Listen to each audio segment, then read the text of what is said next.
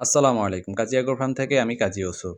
আজকে আমাদের খামারে টাইগার মুরগি এবং মিশরি ফার্মি মুরগি ব্রুডিং কার্যক্রম চলছে। আজকে আমাদের মুরগির বাচ্চার বয়স ৪৮ ঘন্টা, মানে ২ দিন। মুরগির বাচ্চার প্যাপারগুলো আজকে আমরা সরিয়ে ফেলতেছি। মুরগির বাচ্চার প্যাপার দেওয়া এবং সরানো মূল কারণটা হইছে আপনি যখন মুরগির জিরো বাচ্চাটা কিনে আনবেন, তখন আপনার মুরগির বাচ্চা একেবারে অবুঝ থাকে। কারণ ওরা তখন খাদ্য আর ভুসি বা তুষের মধ্যে পার্থক্য বোঝে না। যার কারণে যখন আপনি ব্রুডিং ঘরে ছাড়বেন, তখন তারা ভুসি এবং কাঠের গুঁড়ার মধ্যে পার্থক্য না বুঝে এবং খাদ্যের মধ্যে পার্থক্য না বুঝে খেয়ে ফেলবে। আর যারা যদি ভুসি বা আপনার কাঠের গুঁড়া খায়, তাহলে সেক্ষেত্রে পাখির বা মুরগির বিভিন্ন সমস্যা হইতে পারে। যেরকম অন্ত্রনালীতে সমস্যা, পায়খানাজনিত সমস্যা এবং খাদ্য হজমের সমস্যা হইতে পারে। যার কারণে মুরগির পিছনে বিষটা লেগে মুরগি পরবর্তীতে মারা যায়। তো সেক্ষেত্রে ২৪ থেকে ৪৮ ঘন্টা, ১ম ৪৮ ঘন্টা পেপার রাখাই ভালো। এক্ষেত্রে মুরগি বা সুস্থ সবল থাকে এবং ব্রুডিংটা ভালো হয়। আর ব্রুডিং এর ক্ষেত্রে আপনার সবসময় চেষ্টা করবেন যত দিন যাবে তত আস্তে, আস্তে জায়গা বড় করবেন। আস্তে, আস্তে যত দিন যাবে তত জায়গা বড় করবেন। এক্ষেত্রে মুরগি ঠান্ডা লাগবে কম এবং তারা তাদের প্রাপ্ত জায়গাটা পাবে। যদি একসাথে ধরে বড় জায়গা করে দেন, সেক্ষেত্রে মুরগি ঠান্ডা লাগবে।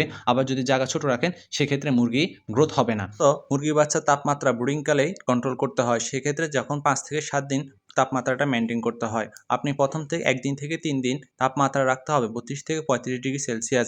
যার ফলে মুরগির তাপমাত্রা যদি ভালো পায় এবং সঠিক তাপমাত্রা পায়, সেক্ষেত্রে মুরগির ব্রুডিং নিউমোনিয়াটা হবে না। আর ব্রুডিং নিউমোনিয়া না থাকলে মুরগি পরবর্তীতে ঝিম ধরে বসে থাকা এবং বিভিন্ন পাখা ঝুলানো সমস্যা, এগুলো হবে না।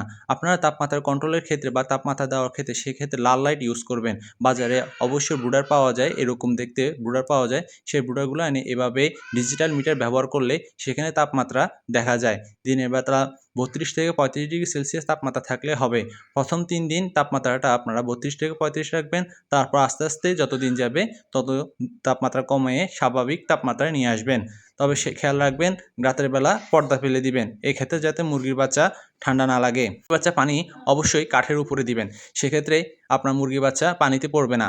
আর এভাবে ট্রে ইউজ করলে মুরগির বাচ্চা নিজে স্বাধীনভাবে আপনার খাদ্য খেতে পারবে। অনেকেই খাদ্য পাত্রে খাদ্য দেয়। সেক্ষেত্রে মুরগির বাচ্চা সবগুলো খায় না।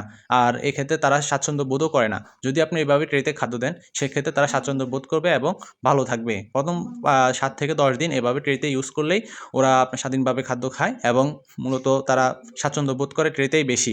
খাদ্য পাত্র চাইতে ওরা ট্রেতেই বেশি স্বাচ্ছন্দ্য বোধ করে। আর মুরগির বাচ্চা অবশ্যই গোল করে ব্রুডিং করবেন। সেক্ষেত্রে মুরগির বাচ্চা ভালো থাকবে এবং এতে মৃত্যুর হার কম থাকে, সমান পরিমাণে তাপমাত্রা পায়। আরও বিস্তারিত জানতে আমাদের চ্যানেলটি সাবস্ক্রাইব করে রাখুন।